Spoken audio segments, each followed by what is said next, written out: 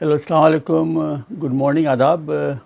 آج ہم بات کریں گے اس خط کی جو پاکستان میں خبروں میں ہے، جو خط کے 65 امریکہ کے کانگریس مین نے لکھا ہے وہاں کے سیکریٹری آف اسٹیٹ یعنی فارن منسٹر اینتھونی بلنکن کو، پاکستان میں جو آج کل انسانی حقوق کی صورتحال ہے، پکڑ دھکڑ ہو رہی ہے، اس موضوع پہ انہوں نے لکھا ہے۔ تو عام سمجھ میں یہ ایک پرو پی ٹی آئی خط یا پرو عمران خان خط سمجھا جاتا ہے۔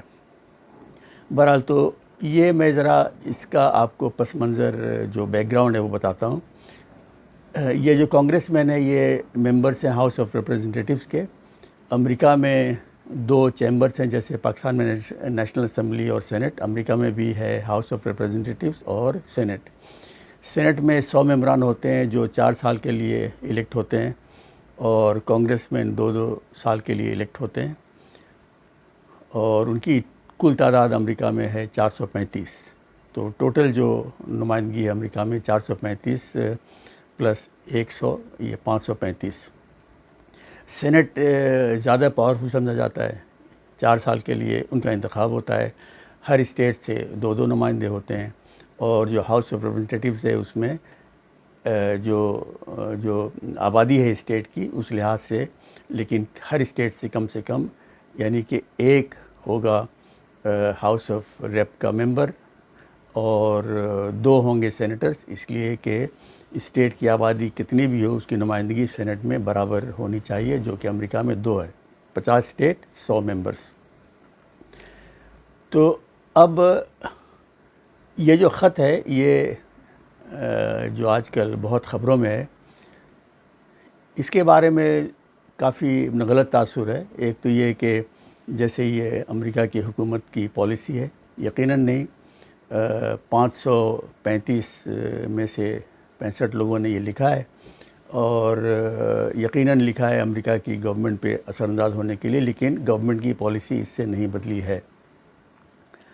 اب یہ خط جو ہے پھر کچھ لوگ یوں بتا رہے ہیں کہ یہ ثابت کرتا ہے کہ امریکہ میں سازش کی گئی عمران خان کے حق میں۔ یہ بالکل اس سے مختلف ہے جو عمران خان اور پی ٹی آئی کا بیانیہ تھا، اور یہ اس کے مطابق جو ہے یہ پی ٹی آئی کے پیچھے امریکہ اور اسرائیلی لابی ہے، اور وہ پاکستان کو کمزور یا ختم کرنے کے لیے کام کر رہی ہے پی ٹی آئی کے ذریعے۔ یہ بالکل یہ بات غلط ہے، جس طرح کہ عمران کا بیانیہ کہ امریکہ نے انہیں ہٹوایا تھا وہ غلط ہے۔ بہرحال واپس آتے ہیں اس خط پہ، اور اس کا جو پس منظر ہے وہ یہ ہے کہ امریکہ میں ایک سسٹم ہے، کہتے ہیں لابینگ، جو آسانی سے آپ سمجھ سکتے ہیں۔ وہ اس طرح کہ اگر امریکہ میں آپ نے یا کسی ادارے نے، کسی ملک نے، کسی انٹرسٹ گروپ نے، کسی کمپنی نے اپنا فائدہ کروانا ہے، اپنے حق میں کوئی فیصلہ کروانا ہے، تو اسے جانا پڑے گا اس ہاؤس آف ریپریزنٹیٹیوز کے پاس، اس لیے کہ قوانین وہاں سے بنتے ہیں۔ ان پہ پہنچنے کے لیے آپ خود بھی جا سکتے ہیں، لیکن کسی ذریعے کے تھرو اگر آپ جائیں گے تو زیادہ اچھا ہوگا۔ یوں سمجھے کہ اپنا کیس لڑنے کے لیے آپ اگر وکیل کرتے ہیں تو آپ کی بہتر وہاں پہ نمائندگی ہوتی ہے۔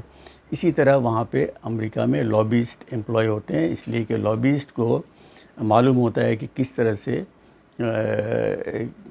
ایک ایشو کو وہاں پہ اٹھایا جا سکتا ہے تاکہ اس کے حق میں فیصلہ ہو، اور جتنا اچھا لائر ہوتا ہے اتنا ہی فائدہ ہوتا ہے۔ اسی طرح جتنا اچھا لابیسٹ ہوگا وہ آپ کو فائدہ دے گا، لیکن وہ پیسے بھی اسی لحاظ سے لے گا۔ تو پاکستان ہی نہیں بلکہ دنیا کے تقریباً سارے ممالک ہی وہاں پہ لابیز کو استعمال کرتے ہیں یا لابیسٹ کو استعمال کرتے ہیں، حکومتیں کرتی ہیں، ادارے کرتے ہیں۔ پاکستان کی طرف سے استعمال کرنے والی صرف ایک ہی سیاسی جماعت ابھی تک رہی ہے، جو کہ ہے پی ٹی آئی۔ اگست 2022 میں یہ خبر آئی تھی کہ پی ٹی آئی نے امریکہ میں واشنگٹن میں ایک لابنگ فرم کو ٹھیکہ دیا ہے، $25,000 ماہانہ ان کو پیمنٹ کریں گے فیس کے طور پہ، اور باقی بھی اور پیمنٹس ہوگی.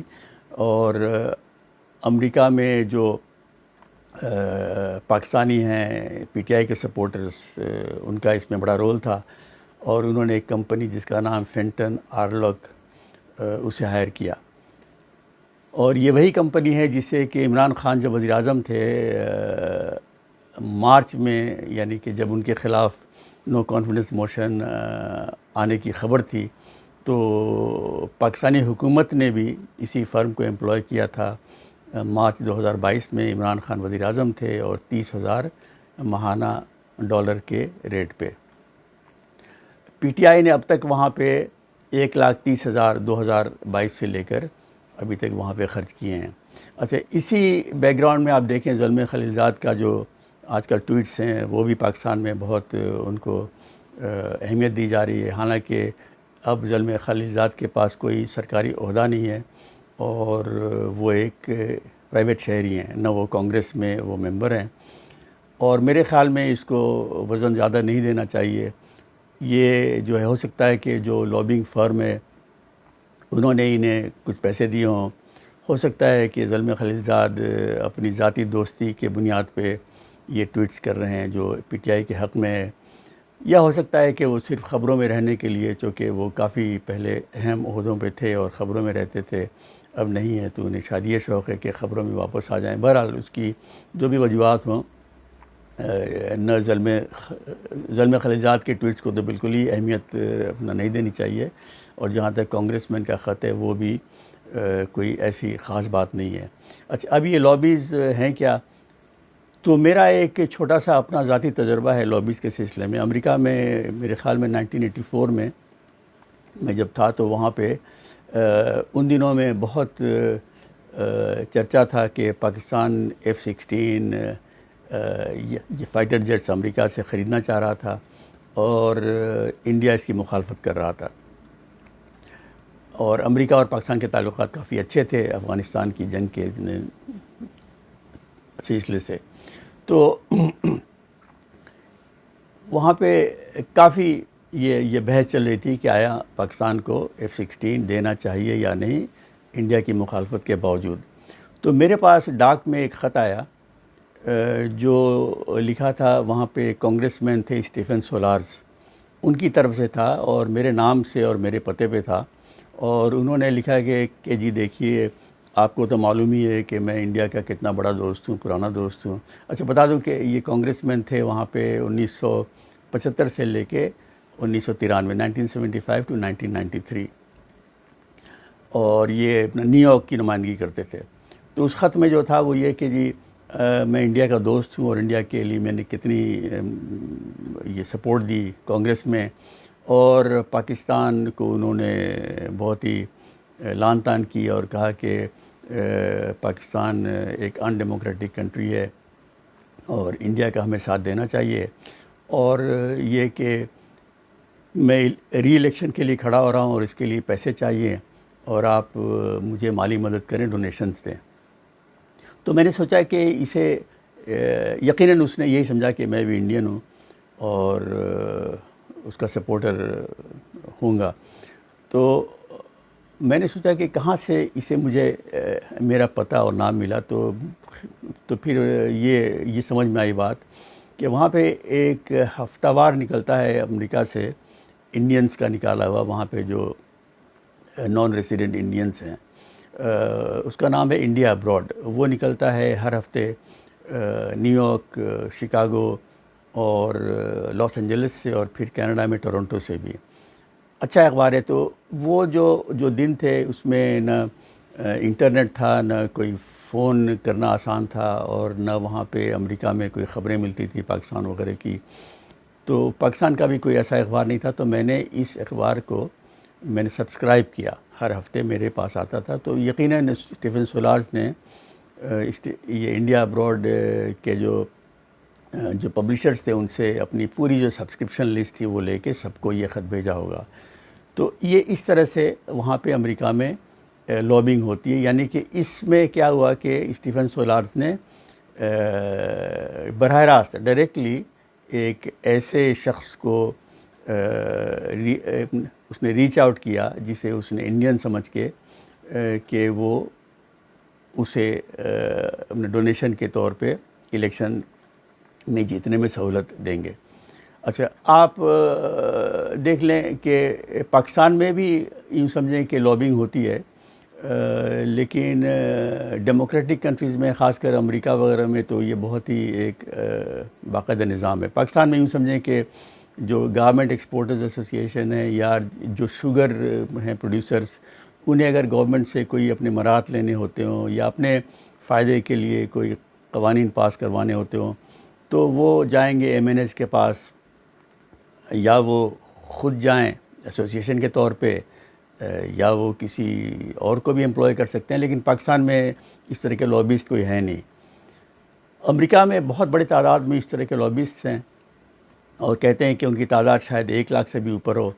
اور لابی جو ہیں وہ کیا ہیں، جیسے کہ آپ سمجھیں کہ لائرس ہوتے ہیں، کہ آپ کا جو کیس ہے وہ اچھی طرح سے آگے وہ پیش کریں گے عدالت میں، وہ جج اور مجسٹریٹ کے سامنے پیش کرتے ہیں، اور یہاں پہ جو لابیسٹ ہیں یہ امریکہ میں جو وہ ہیں وہ کانگریس مین کے سامنے، یہ سینیٹرز کے سامنے کیس آپ کا پیش کریں گے، اس کے لیے وہ ایک فیس لیں گے، اور جتنی ان کی شہرت اتنی زیادہ ان کی فیس۔ 2 طرح کی لابیز ہوتی ہیں، ایک اندرونی ڈومیسٹک اور ایک فورن۔ ڈومیسٹک لابنگ کے لیے بہت کوئی سخت قوانین نہیں ہے، لیکن فورن کنٹریز کو اگر آپ ریپرزینٹ کرتے ہیں ایز اے لابیسٹ تو آپ کو بہت ہی قوانین سے چلنا پڑتا ہے، اور یہ قانون بنا تھا 1938 میں، فورن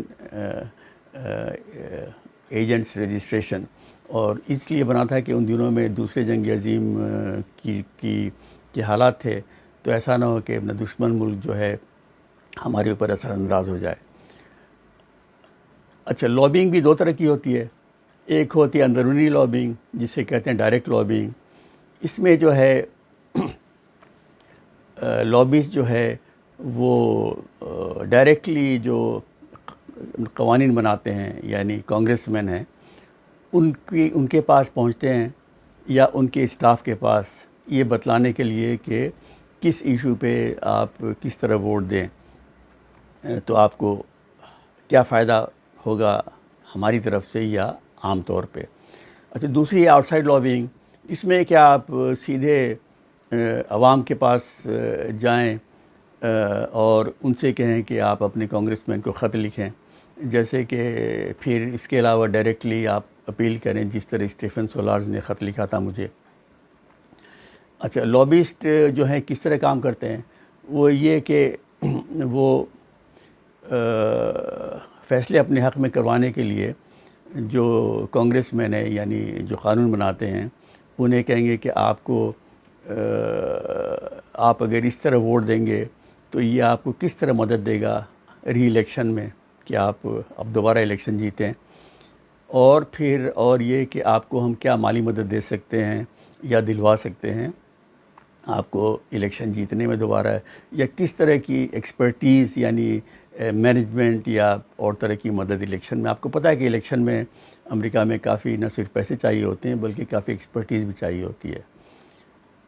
تو اسی وجہ سے اچھا لابسٹ وہ ہوتا ہے جسے کہ پتہ ہو کہ کانگریس مین کس طرح سے کام کرتے ہیں، اور اسی لیے کافی کانگریس مین ریٹائر ہونے کے بعد لابسٹ بن جاتے ہیں، یا ان کے جو اسٹافرز ہوتے ہیں انہیں بھی کافی تجربہ ہوتا ہے، وہ بھی پھر کانگریس چھوڑ کے اپنا لابسٹ بن جاتے ہیں۔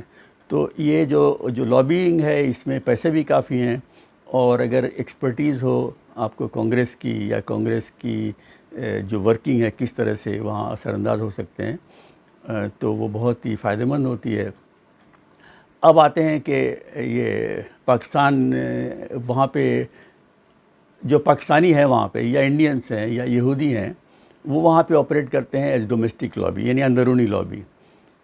اور اگر پاکستان ایمبیسی یا انڈین ایمبیسی یا اسرائیل کی حکومت اگر کسی کو ہائر کرے تو وہ ہوگی فورن لابینگ۔ تو پاکستان کے لیے وہاں پہ جو پاکستانیوں کے ادارے ہیں، جو ایک بڑا ہے Pakistani American political action committee, جس نے گویا کہ یہ خط اپنا لکھوایا ہوگا وہاں پہ، یا پھر انڈینس کی اسی طرح ہے انڈین امریکن PAC یعنی پولیٹیکل ایکشن کمیٹی. اب جو کمیونٹی جتنی خوشحال اور امیر اتنی زیادہ وہ کامیابی سے وہ لابنگ کرتے ہیں. اور امریکہ میں جو انڈینس ہیں وہ بہت ہی خوشحال، بہت ہی امیر ہیں، اور ان کی جو سالانہ جو آمدن ہے وہ امریکہ میں جو ایوریج ہے اس کی یعنی میڈین انکم ہے اس کی ڈبل ہے تقریباً. پاکستانی جو ہے آن ایوریج اتنے امیر نہیں ہیں، لیکن بہت امیر پاکستانی بھی وہاں پہ ہیں جو ایوریج امریکن انکم ہے اس سے کہیں زیادہ ان کی انکم ہے. تو یہ اپنے پیسے بھی خرچ کرتے ہیں اپنے ملک یا جو اس ملک میں جس پارٹی کو وہ پسند کرتے ہیں اس کے حق میں. اور یہ بھی کوئی ڈھکی چھپی بات نہیں کہ جو پاکستانی اوورسیز پاکستانی جو امریکہ میں ہیں یا اور ملکوں میں بھی وہ ان کی میجورٹی جو ہے، بھاری میجورٹی وہ PTI کی سپورٹر ہے. انڈینس جو ہیں وہ بھاری تعداد میں BJP کے سپورٹرز ہیں. ان سب سے زیادہ طاقتور جو ہے وہاں پہ لابی وہ ہے اسرائیلی لابی، کیونکہ اسرائیلیز جو ہیں وہ بہت ہی تعلیم یافتہ اور بہت ہی ویل سیٹ اپ اور بہت ہی امیر ہیں وہاں پہ. اور انہیں اسرائیلی گورنمنٹ کو اپنی طرف سے کوئی اتنی لابنگ بھی نہیں کرنی پڑتی. وہاں پہ جو ڈومیسٹک لابیز ہیں جو اسرائیل کے حق میں کام کرتی ہیں، اس میں ایک کا نام ہے AIPAC، امریکن اسرائیلی پولیٹیکل ایکشن کمیٹی.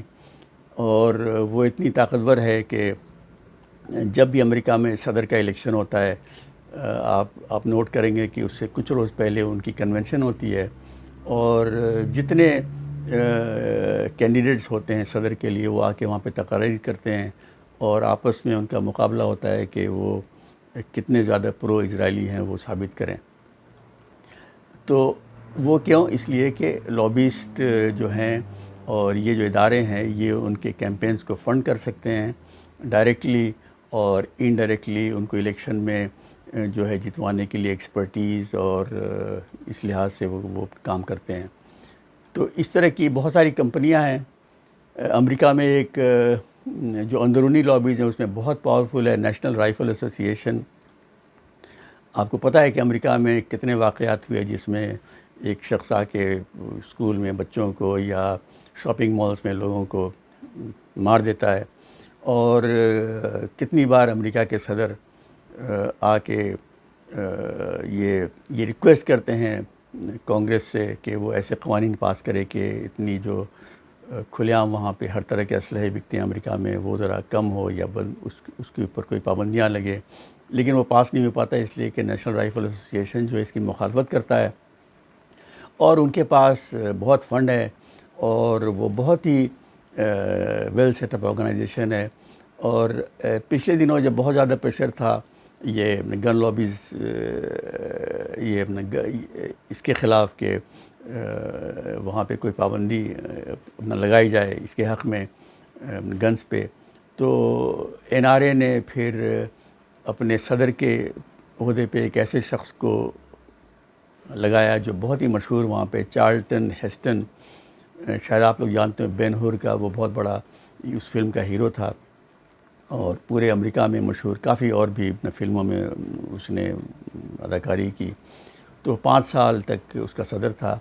تو پیسوں سے اور ہر لحاظ سے کیمپیننگ کر کے اور لابیسٹ کو امپلوائے کر کے یہ جو لابیز ہیں وہاں پہ کام کرتی ہیں، جس میں بہت ہی طاقتور جیسا کہ ابھی بتایا NRA ہے یا پھر امریکن میڈیکل ایسوسی ایشن. ڈاکٹر صاحبان وہ بھی بہت امیر ہیں تو وہ بھی اپنے حق میں فیصلے کروانے کے لیے لابیسٹ کو امپلوائے کرتے ہیں. جو باہر کی حکومتیں ہیں ان میں ساری حکومتیں وہاں پہ پیسے خرچ کرتی ہیں لابیز پہ ڈائریکٹلی یا انڈائریکٹلی. اور 2010 میں باہر کی حکومتوں نے جو ڈائریکٹلی خرچ کیا تھا امریکہ میں لابیز پہ وہ رقم $460 ملین. اور 2015 اور 17 کے درمیان صرف سعودی عرب نے خرچ کیے تھے $18 ملین. تو پاکستان، انڈیا، اسرائیل اور قطر، چین، روس، کوریا، سارے ممالک امریکہ میں پیسے خرچ کرتے ہیں کم و بیش، لیکن جو زیادہ کرنے والوں میں یہی ملک ہیں جن کا کہ آپ سے ابھی میں نے ذکر کیا، جس میں چین اور روس بھی شامل ہیں، اور ساؤتھ کوریا اور یو اے ای بہت بڑا ایک کنٹریبیوٹر ہے اپنا لابیز پہ. اور یہ جو رقم خرچ ہوتی ہے حکومت کی طرف سے، اسے کہیں زیادہ رقم خرچ ہوتی ہے جو ڈومیسٹک لابیز، جو کہ فورن رجسٹریشن ایکٹ کے تحت نہیں آتے. اور اس لحاظ سے بہت زیادہ جو ایڈوانٹیج ہے وہ اسرائیل کو ہے. اب کافی ایڈوانٹیج انڈیا کو بھی اس بات کا ہے کہ وہاں پہ کافی انڈینس ہیں اور وہ بہت ہی آرگنائزڈ اور بہت ہی خوشحال ہیں، ان کے پاس پیسے ہیں. جو سب سے جو بڑا واقعہ جو لابینگ کا کامیاب تھا وہ 1975 کا ہے، جسے کہتے ہیں لیٹر آف 76. امریکہ کے صدر تھے صدر جیرالڈ فورڈ، اور ان کی حکومت فلسطینیوں کے حق میں اسرائیل پہ دباؤ ڈال رہی تھی تاکہ وہ جو بات چیت ہو رہی تھی یہ پیلسٹینین اسٹیٹ کے لیے یا اسرائیلی فوجوں کی واپسی کے لیے، اس میں اسرائیل جو ہے ذرا یہ کنسیشنز دے یا نرمی دکھائے. اور جو اصل دباؤ جو امریکہ ڈال رہا تھا وہ اپنا جو ایڈ دیتا تھا اسرائیل کو، اس میں ذرا سختی کر رہا تھا. تو 76 یہ سینیٹرز نے ایک خط لکھا فورڈ کو کہ آپ ایسا نہ کریں اور اسرائیل کے ساتھ ہمیں کھڑے رہنا چاہیے، اور آپ ہرگز اسرائیل کے اوپر، حکومت کے اوپر کوئی دباؤ نہ ڈالیں. جس کے نتیجے میں جیرالڈ فورڈ نے اپنی پالیسی وہ واپس لی، اور پھر امریکہ کی پالیسی پرو اسرائیل ہو گئی. اور یہ شروعات ہیں امریکہ کے اسرائیل کے ساتھ بہت ہی گہرے تعلقات ہونے کی، جبکہ اس کے پہلے ایسا نہیں تھا. اور 76 کے بعد سے یہ امریکن پالیسی ہے کہ اسرائیلی حکومت جو کچھ بھی کہے یا کچھ بھی کرے، کسی نہ کسی طور پہ اس کا ساتھ دینا ہے. اس کی شروعات ہے، اور اس کی جو وجہ بنی 1975 میں وہ تھی لیٹر آف 76. اور یاد رہے کہ یہ جو 76 تھے یہ سینیٹرز تھے، اور کل وہاں پہ 100 سینیٹر ہیں، جس میں سے کہ 76، جس کا مطلب ہے کہ 2/3 سے زیادہ میجورٹی سے یہ خط لکھوایا گیا. اور اس کا تو اثر یقیناً ہونا تھا، اس لیے کہ اتنی بڑی میجورٹی میں اگر سینیٹرز اگر ایک ایشو کے اوپر اگر ڈٹ جائیں تو وہ وہاں کے صدر امریکہ کے وہ اسے اگنور نہیں کر سکتے. بہرحال یہ رہی لابیز کی کہانی. تو فی الحال یہ کہ میں جو کہنا چاہ رہا تھا وہ یہ کہ یہ جو خط ہے کچھ کتنے 65 کانگریس مین کا، یہ سینیٹرز نہیں ہے، یہ کانگریس مین ہے، آؤٹ آف ٹوٹل آف 535. یہ کوئی ایسی بات نہیں ہے کہ یہ اس کی وجہ سے امریکہ کی پالیسی بدل جائے گی، یا پھر اس سے یہ ثابت ہوتا ہو کہ یہ پی ٹی آئی کے پیچھے امریکہ کھڑا ہے. تو اسی طرح جس طرح کہ عمران خان کا یہ کہنا ہے کہ امریکہ نے انہیں ہٹوایا، ان کے خلاف امریکہ نے سازش کی، وہ غلط ہے اتنا ہی غلط ہے یہ سوچنا کہ یہ جو خط ہے ثابت کرتا ہے کہ امریکہ عمران خان کے ساتھ یا پی ٹی آئی کے ساتھ کھڑا ہے. چلیے آج کے لیے یہی، اور آپ سے چند روز میں پھر بات ہوگی. خدا حافظ.